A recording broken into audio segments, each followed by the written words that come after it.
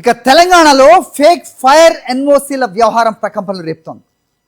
తెలంగాణలోని private intermediate కాలేజెస్పై దర్యాప్తు మరింత వేగం అందుకుంది.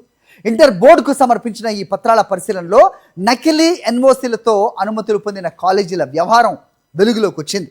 స్టూడెంట్స్ భద్రతకు అత్యంత కీలకమైన అగ్నిమాపక నిబంధనలను పక్కన పెట్టి అనుమతులు పొందినట్టుగా అధికారులు గుర్తించారు. హైడ్రా ఇంటర్ బోర్డు సంయుక్త తనిఖీలో ఇప్పటివరకు 142 కాలేజీల పత్రాలను పరిశీలిస్తే వాటిలో 52 కాలేజీలు హైడ్రా కమిషనర్ రంగనాథ్ సంతకాన్ని ఫోర్జరీ చేసి నకిలీ ఫైర్ ఎన్ఓసీలు సమర్పించినట్టుగా నిర్ధారణ అయింది. ఈ ఘటనపై హైదరాబాద్ లేక్ పోలీస్ స్టేషన్లో క్రిమినల్ కేసులు నమోదు చేసి దర్యాప్తు కొనసాగిస్తున్నారు. ఇంటర్ బోర్డు సెక్రటరీ గుర్తించిన అక్రమాలపై హైడ్రా విచారణ చేపట్టగా కోర్ అర్బన్ రీజియన్ పరిధిలోని పలు కాలేజెస్లో నకిలీ పత్రాల వ్యవహారం బయటపడింది.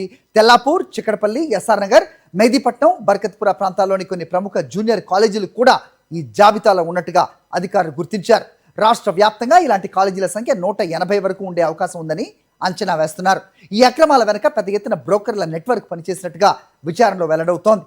లక్షల రూపాయలు చెల్లించి కొందరు యాజమాన్యాలు నకిలీ ఫైర్ ఎన్ఓసీలు సంపాదించినట్టుగా సమాచారం. ఈ వ్యవహారంలో కొందరు ఇంటర్ బోర్డు అధికారుల పాత్రపైన కూడా ఆరోపణలు వినిపిస్తున్నాయి. నిబంధనల ప్రకారం ఒకసారి చూస్తే కాలేజీ భవనం చుట్టూ ఫైర్ ఇంజన్ వెళ్లేంత ఖాళీ స్థలం ఉండాలి. ప్రతి అంతస్తు, ప్రతి గదిలో అగ్నిమాపక పరికరాలు ఏర్పాటు చేయాలి. భవనం ఎత్తు 15 మీటర్ల లోపుంటే హైడ్రా, అంతకంటే ఎక్కువైతే అగ్నిమాపక శాఖ డైరెక్టర్ జనరల్ నుంచి ఫైర్ ఎన్ఓసీ తప్పనిసరిగా పొందాలి.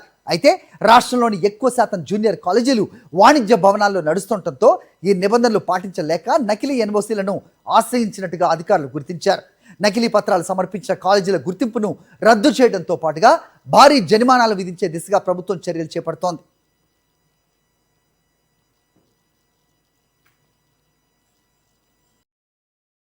మరిన్ని అప్డేట్స్ కోసం ఛానల్ను సబ్స్క్రైబ్ చేయండి. నోటిఫికేషన్స్ కోసం బెల్ ఐకాన్ పై క్లిక్ చేయండి.